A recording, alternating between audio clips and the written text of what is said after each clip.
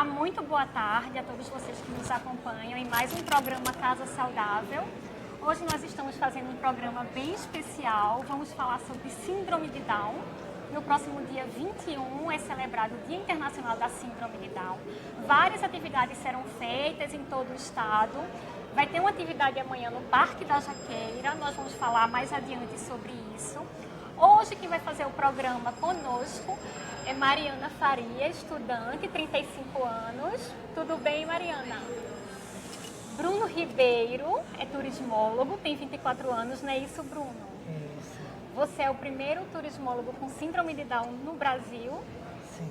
Certo. Estou aqui também com a doutora Andrea Rezende, que é médica pediatra, Adriana Falcão, que é economista, e é a mãe de Felipe. Tudo bem, Felipe? Tudo bem? Tá gostando de estar aqui? Tudo bem, mas vai sair ótimo. Tudo bem, sabe, na cama 2017, tudo na carnaval 2017. Certo. Mariana tem várias atividades ao longo do dia, faz musculação, Bruno trabalha. E além de Bruno trabalhar, ele também se envolve com a dança, com a música, não é isso, Bruno? Isso. E Felipe também. Felipe faz futebol, não é isso? Felipe faz balé popular. E a pergunta que eu faço para a doutora Andrea, como é que essas atividades, doutora Andrea, elas ajudam a melhorar a qualidade de vida, ajudam a socialização, a inclusão social? Extremamente importante. Hoje em dia o conceito que se tem sobre a síndrome de Down é totalmente diferente. É um investimento que se faz imediatamente, e assim que se tem o diagnóstico, a gente sabe que esses pacientes têm um potencial incrível e que a gente tem que investir neles. Então, a estimulação precoce é extremamente importante, inicialmente fazendo aquele trabalho em cima da motricidade, da fisioterapia motora, eventualmente da fonoaudiologia precoce. E com o desenvolvimento, a escolaridade também assistida, a gente vê que esses pacientes realmente nos dão assim, um retorno fantástico, né? A gente está tendo a oportunidade de ter esses exemplos aqui ao vivo, né? Então, o conceito que se tem é, diante de uma situação nova, que eventualmente o casal não esperava, a gente tem que trabalhar toda essa ideia que se tinha, que é realmente uma ideia totalmente modificada, não é isso? Doutora André, hoje também se fala em qualidade de vida das pessoas com síndrome de Down e a gente vê que a longevidade está aí, essas pessoas estão vivendo mais e com melhor qualidade de vida. O que a senhora vê de mudança, a senhora que acompanha essas pessoas, o que a senhora vê de mudança comparando a anos passados com agora? A qualidade de vida das pessoas, de modo geral, ela está aumentando, não é? Porque a população se preocupa com atividades físicas, alimentação e tal.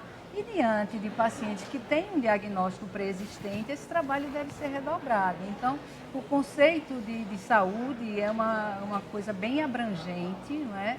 Deve começar com a saúde da família, a gente tem que começar a abraçar essa causa, não é, de perto e tentar se acostumar com a novidade, vamos dizer assim, e começar a investir, o investimento precoce, a estimulação precoce e a qualidade de vida com acompanhamento pediátrico assim, precoce e rotineiro, dentro de todos os testes que são realizados em qualquer criança, na criança com síndrome de Down. A gente tem que investir mais nessa investigação, tentando detectar alterações precoces, né, antes que elas realmente se manifestem de uma forma assim desprevenida e que venha interferir na qualidade de vida da criança, né?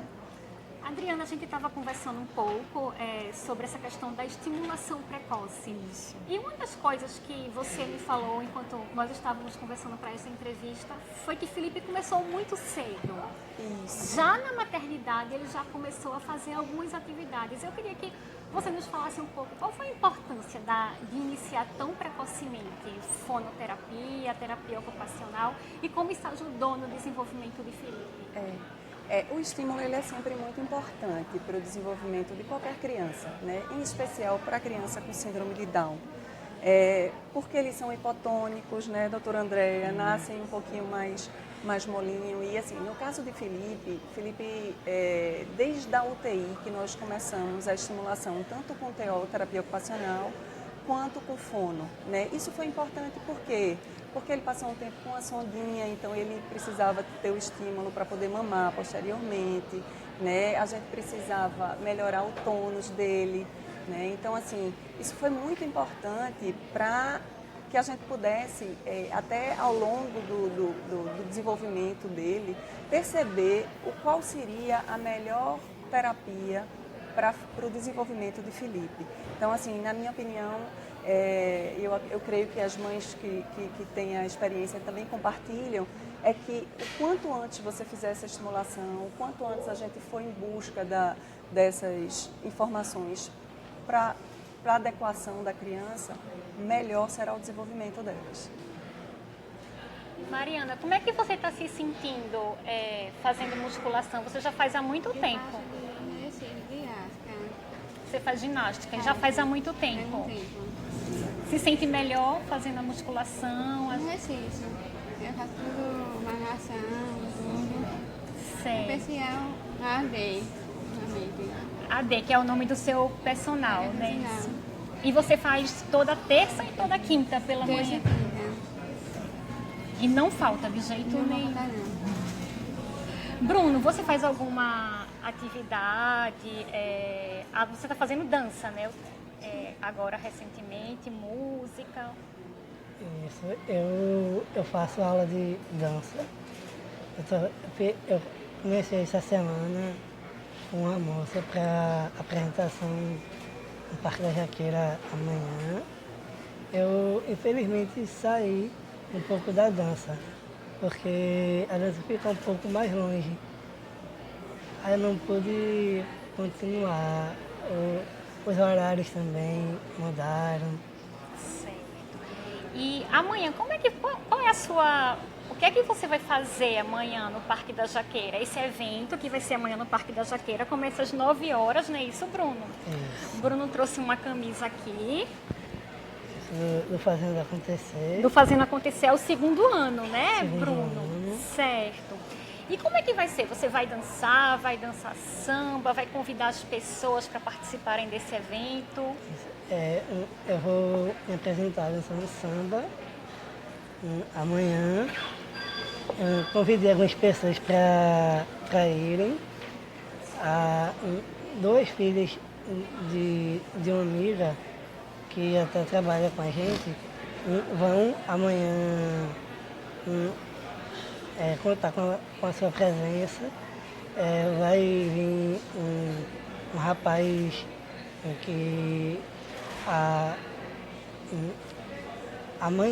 tia dele trabalha com a gente e tem uma parente que trabalha com a gente há muito tempo. E também as amigas dessas meninas também vão. E sempre você está participando desses eventos, né, Bruno? Que fala sobre a importância da inclusão, né? Isso. A inclusão é importante, porque a gente vai quebrando as barreiras, né? E estimulando cada vez mais a visão, o potencial, né, de cada um.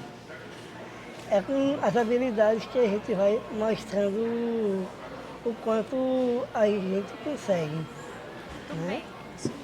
E você está trabalhando, acho que já tem uns 2 anos, na empresa de turismo de Pernambuco, a Impetu, né? Isso. Como é que está sendo esse trabalho? O que é que você faz lá? Você trabalha na área de turismo, que é a área em que você se formou, não é isso?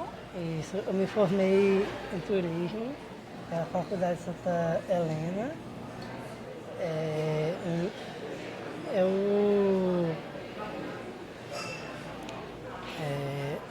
O seu trabalho, você trabalha no setor de acessibilidade. Eu trabalho no setor de acessibilidade. Mudei de setor essa semana. Trabalho no setor de acessibilidade com o Manuel Aguiar, que é um senhor com deficiência visual. E, inclusive, duas pessoas no antigo setor, projetos especiais, estão nesse setor. E uma outra pessoa que já trabalhei também está nesse setor. Foi praticamente um encontro e um reencontro, que eu me encontrei novamente com o Manuel Aguiar. Estou achando muito bom, estou gostando, gosto do meu trabalho. E sempre que eu estou em algum setor, em algum trabalho, eu me dedico, eu busco dar o meu melhor, busco tirar minhas dúvidas e entender do que eu estou trabalhando. Você colabora com o seu setor e você aprende também com as pessoas, não é isso? Também. Eu participo também de alguns conselhos, o CONED. São conselhos de turismo, ligados ao setor do turismo. Isso, setores de pessoas com deficiência. Tem deficientes visuais, deficientes auditivos, que trabalham em conselhos. Aí eu, de vez em quando, eu vou para algumas reuniões desses conselhos, alguns eventos, para depois virar turismo. Ok. Já fiz cursos também, coordenei 3 cursos lá na IPTU, um de informações turísticas, para 25 jovens Downs, e 2 de recepcionista, para 25 jovens Downs também. Bruno falou um pouco como é que é a rotina dele no trabalho, doutora Andréa. Como é que a senhora vê a participação das pessoas com síndrome de Down no mercado de trabalho? Estão cada vez mais ativas, colaborando, mais produtivas? É um desafio? É um desafio, né? Nós temos que descobrir o potencial, o que é que o paciente tem como resposta à estimulação, qual é a área de aptidão dele, né? Você vê muita paciente com síndrome de Down com muita aptidão para a música, então esse tipo de terapia de música, dança é muito importante. E aí você descobre não só o prazer do paciente que faz música, mas também a questão cognitiva, a questão de estimulação da parte sensorial. Então é muito importante isso. E a gente tem visto que essa estimulação precoce cada vez mais está surpreendendo. Então é um conceito realmente que a gente tem que começar a ver, não é? Não ficar naquela situação de esperar que a criança vá, tenha o tempo dela, não, porque ele ainda é pequenininho, ele vai chegar ao tempo dele. Temos que ter consciência que existe um diagnóstico e que esse diagnóstico tem que ser trabalhado precocemente. E aí onde está esse estímulo é que você vai descobrindo o potencial. Então você pode ter realmente surpresas muito agradáveis como essa que a gente está tendo aqui como exemplo, não é verdade? Malu? A gente já tem aqui interação no live do NE10. Verônica Mendes, Gustavo Andrade, Yara Jacira, já está todo mundo aqui falando olá, estão assistindo a gente no live do NE10. E muita gente falando que amanhã vão para o encontro, né? O Fazendo Acontecer, que esse é o ano 2. Então acho que a gente poderia falar um pouquinho como é que vai ser amanhã, quais são as atividades, se todo mundo pode ir. E aproveitando aqui a interação para dizer que quem tiver alguma pergunta pode mandar aqui no nosso live que a gente vai respondendo. Se não puder responder agora, a gente responde depois. As pessoas querem saber sobre o evento. Você ia falar alguma coisa, Bruno? Eu gosto de cantar. Você gosta de cantar. Provavelmente vai cantar alguma coisa amanhã, né? Durante o evento. Adriana, está na organização do evento, né, Adriana? Exato. As pessoas estão querendo saber como é que vai ser, quais são as atividades, é aberto ao público, como é que é o evento? Pois é, o evento vai ser muito legal, né? A gente tem 10 instituições participantes, né? É uma participação recorde, é o 2º ano do evento. O evento vai ser no Parque da Jaqueira, começa às 9 da manhã. A gente quer convidar todos vocês. Nós vamos ter maracatu, nós vamos ter Ilana Ventura lá cantando para as crianças, vai ter oficina de cupcakes, vai ter dança, o grupo de dança, vai ter muita interação, vai ter Marília Mendonça, que vai cantar para as crianças. Marília Mendonça também é deficiente visual e canta para as crianças, né? Então, assim, vai ser um evento muito rico. A gente vai ter o boneco do Gabrielzão lá com a gente, vai ter o frevo. Então, assim, vão ser muitas atividades, vai ser uma manhã, assim, muito divertida. né, com muita interação. Então, a gente quer a participação de todas as pessoas, todas as famílias Down apareçam na Jaqueira, né, para participar desse evento que está sendo feito para vocês. Tá? E são várias instituições, né, São que estão várias envolvidas. instituições que Estou vendo aqui a Associação de Pais e Amigos de Pessoas com Síndrome de Down, a Associação de Pais, Amigos e Pessoas com Deficiência de Funcionários do Banco do Brasil e da Comunidade. Isso. A E PAI, vários outros, Integrarte, Novo isso, Rumo. Novo Rumo, a PAI, né, Down Mais. Então, tem várias instituições que fazem parte do evento. Felipe está estudando, né? Isso. Ele estuda num... Qual? Ele faz que turma? Como é que é a participação Felipe, dele ele na estuda no escola? apoio, ele faz o primeiro ano, né, ensino fundamental, ele está no processo alfabético, né, ele está... Estou passando por aqui agora.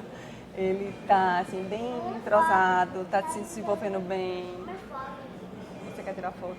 Ele está se desenvolvendo super bem. Então, ele está interagindo normalmente com outras crianças. Ele já está na escola desde os 2 anos de idade. Tá? E assim, tá seguindo dentro dos passos dele, né, com muito estímulo, né, com muito incentivo, participando desse processo. Você tem outra filha, Clara. Tem outra filha, Clara, que também estuda no apoio, né?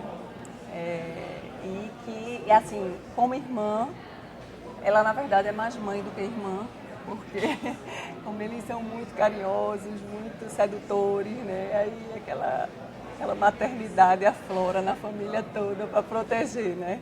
E não pode. Uma das coisas que você me falou anteriormente, Adriana, foi que a educação é a mesma, tanto para Felipe quanto para Clara. E a doutora Andréa tinha me falado alguma coisa também. Exato. Quando o Felipe nasceu, nós recebemos muitas orientações, né, em relação a...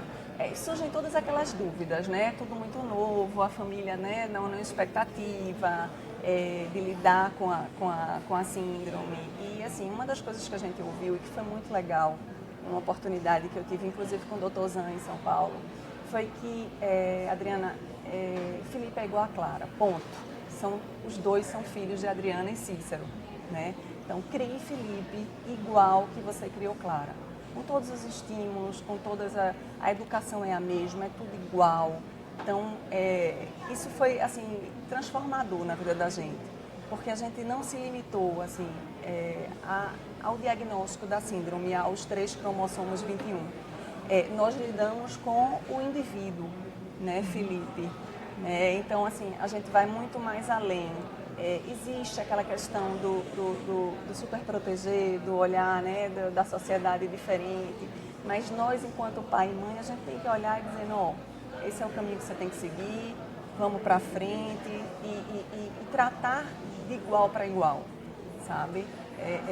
Foi uma decisão tomada e, assim, a gente vê que muitos dos progressos que ele tem hoje é porque houve esse limitador do que é o sentimental em relação à razão e à emoção, né? Então, essa foi a nossa escolha. Você falou um pouco sobre o que é a síndrome de Down.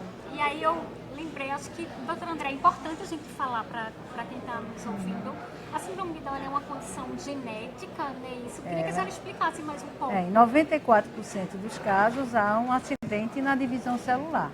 Qualquer senhora que engravide, em qualquer época da sua vida, independente de qualquer fator, raça, religião, etnia, pode haver uma alteração na divisão dos cromossomos.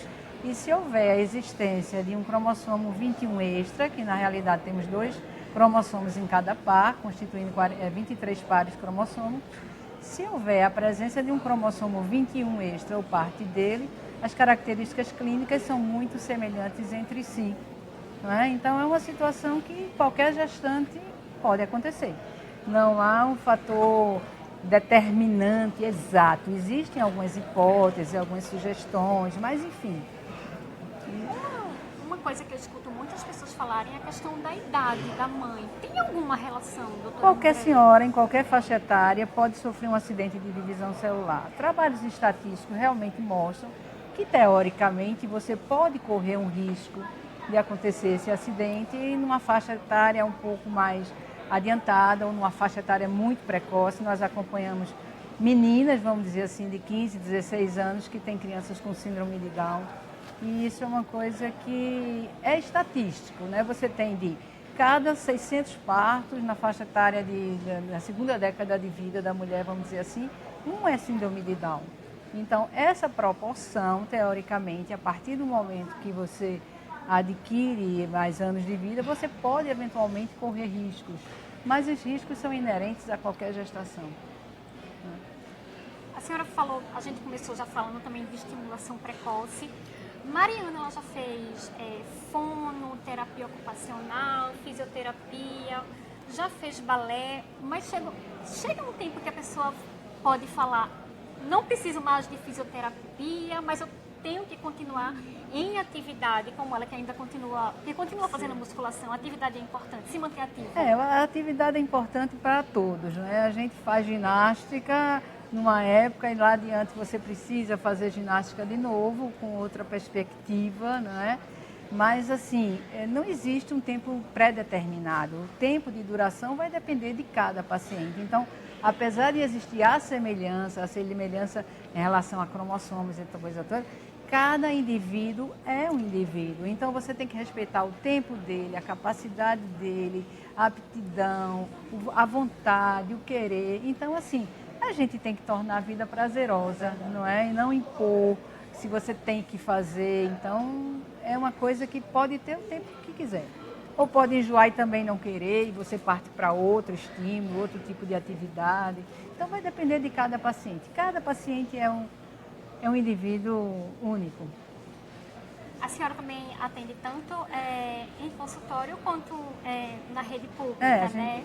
No IMIP. Como é que esses pacientes eles são acompanhados também na rede pública, doutora Andréia? Olha, como tudo, hoje em dia temos algumas limitações, né, com a demanda muito grande de pacientes que necessitam desse tipo de estimulação, mas não é isso só que existe, a gente tem várias outras situações e poderíamos dizer mais graves, vamos dizer assim, pacientes com maior dependência. Então, de repente, essa demanda de paciente para a quantidade de serviços assistenciais que nós temos realmente demanda um pouco de demora, de dificuldade, vamos dizer assim.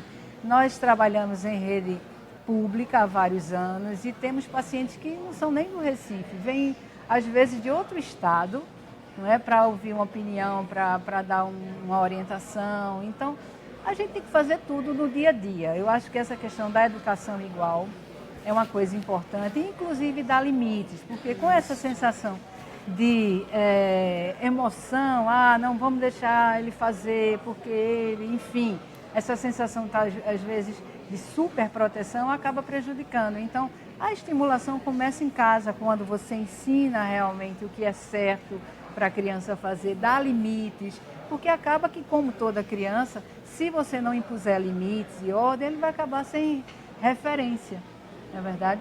Então, a rede pública existem bons profissionais, mas às vezes até a dificuldade social como um todo, pacientes de outra região, pacientes que moram em sítios até, que vêm de outras cidades. Então a gente orienta até que faça o trabalho individual em casa mesmo, e colorindo, e música, essa coisa toda.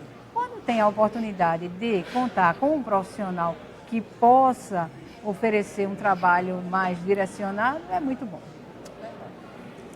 E Adriana, você estava nos falando que pretende fazer o seu doutorado nessa temática, né? E eu achei muito interessante o seu objeto de pesquisa. O que é que você quer investigar? Queria que você falasse um pouco. Na verdade, assim, o que é que eu tenho visto em algumas literaturas, muito mais na Europa e nos Estados Unidos, existem universidades que eles estão extremamente preparadas para receber, e tem estudos já comprovados cientificamente, de que o direcionamento da profissão das pessoas, dos portadores da síndrome de Down, em geral, por exemplo, a Universidade de Berlim, a Universidade de Coimbra, ele tem estudos focados em profissionais com síndrome de Down. Em que aspecto? As pessoas portadoras da síndrome, elas são assim, mais perfeccionistas, elas são extremamente organizadas e assim, existem trabalhos manuais que podem ser destinados a essas pessoas.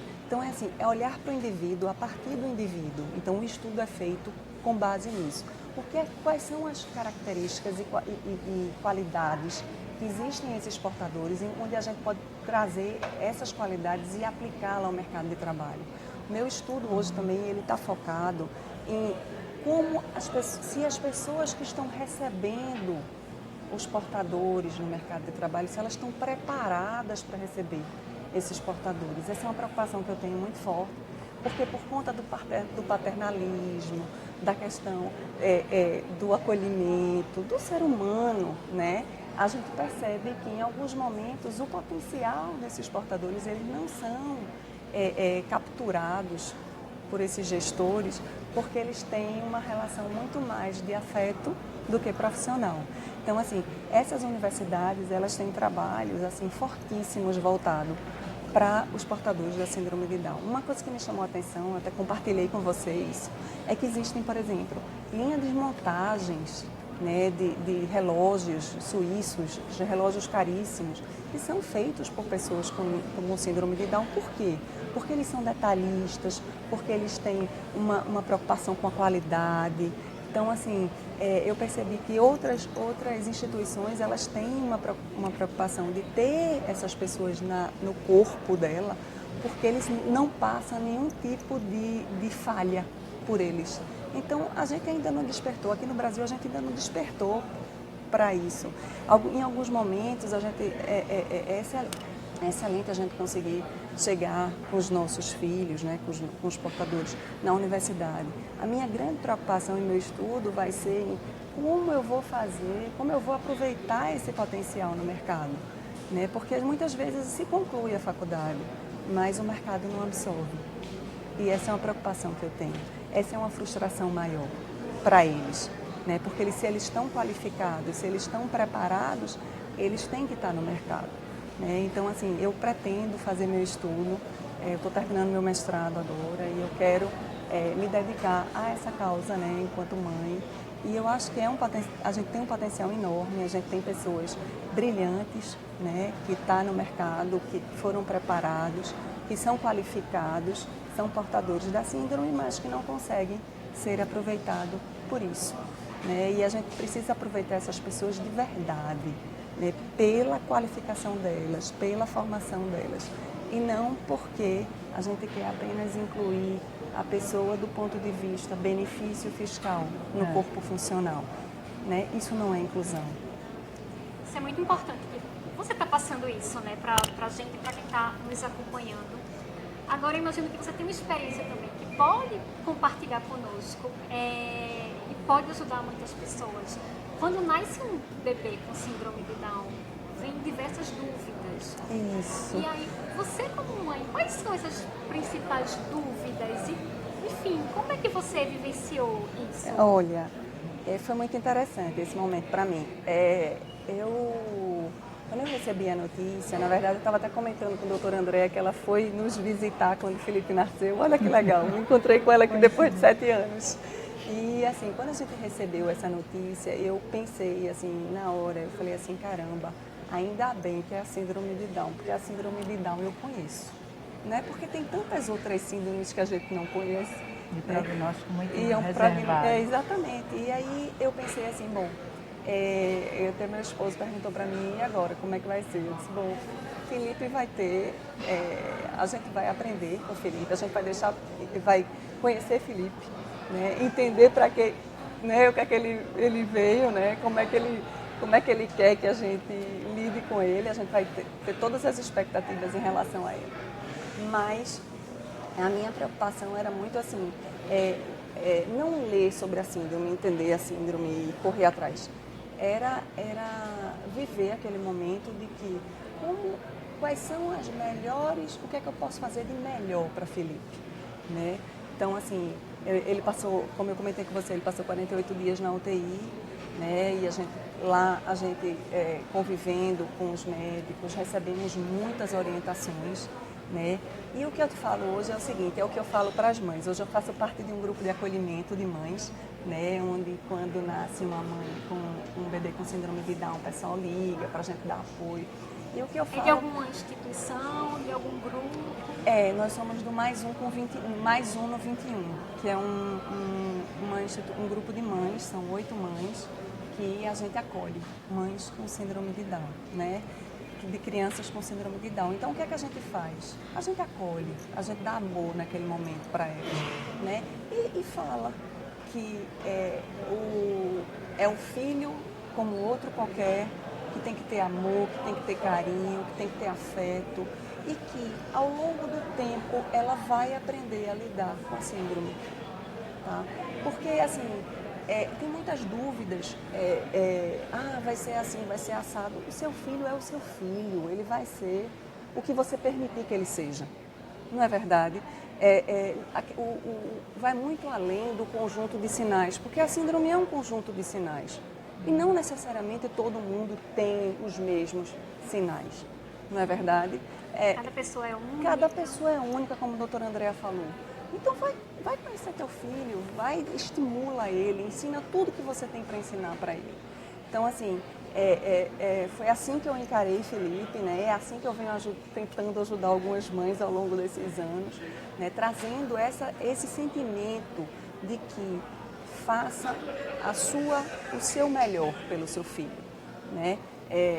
Busque as informações sobre terapia, estimule sempre. O estímulo muitas vezes não é dentro de casa, né? Tudo começa em casa. Tudo começa em casa. A primeira inclusão que você tem que fazer do seu filho é na sua família, né? Esse é o primeiro passo que você tem que fazer. A inclusão é dentro da sua casa, né? E a partir daí lutar por essa inclusão na sociedade, né? Mas aí todos da sua família tem que estar fortalecido, né? Tem que estar buscando junto esse mesmo objetivo. Então, assim, como lidar com a síndrome muito, do meu ponto de vista, olhar para o indivíduo a partir do indivíduo, olhar para o seu filho como qualquer outra criança, com amor, com respeito, com carinho, com estímulo. Esse é o recado que eu passo para as famílias. Nosso programa está chegando ao fim, mas nós continuamos o assunto com uma matéria no jornal no próximo domingo. Gostaria de agradecer a Adriana, Obrigada.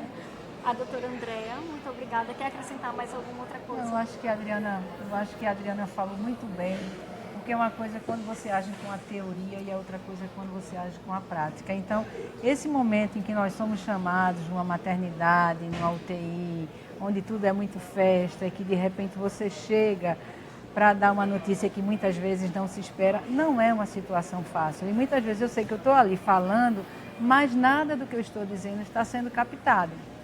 Então, aquilo tudo vai ter que ter seu tempo. Então, o que é que a gente tem que dizer primeiro? Mãe, olha, seu filho está bem, está com você, está junto de você, ou eventualmente está numa UTI precisando de cuidados. Não vamos pular a etapa. A etapa agora é cuidar da vidinha dele como físico. O resto a gente vai... Não pode dizer, e como é que vai ser isso? Eu digo, olha, infelizmente eu não tenho uma bolinha de cristal para a gente dizer como vai ser. Então, vamos viver o presente. Sabemos realmente que há um diagnóstico, que nós temos que trabalhar em cima do diagnóstico, mas por etapa. Então, a etapa, está tudo bem, coraçãozinho, teste do olhinho, tudo bem, vamos para a próxima. E assim sucessivamente, viver cada dia, não é? Obrigada, Mariana, pela sua participação. Foi um prazer ter você aqui conosco. Obrigada, Bruno. Vocês querem acrescentar alguma coisa? Quer deixar algum recado? Eu queria. Você gostaria, Bruno? Eu queria. Semana passada eu fui pro Rio e que eu fui convidado para o lançamento de uma websérie do Geração Aqui 21. com a camisa, né? De Alex Duarte, Certo. onde eram 12 jovens. Você participou dessa... Participei, eu fui um dos jovens. Só teve eu e Caio representando aqui o Nordeste. Lá. Aí é muito bom. Que bom. Que bom. Geração obrigado. 21, né? E amanhã você está lá no Parque da Jaqueira, será um piquenique inclusivo. E aí você vai dançar samba com o grupo de musicalização do Projeto Encontro. Isso. Faço parte do grupo do Projeto Encontro. Ok. A todos vocês, muito obrigada. No próximo domingo temos uma matéria com Adriana, a doutora Andréa, Mariana, Bruno e Felipe. E até a próxima.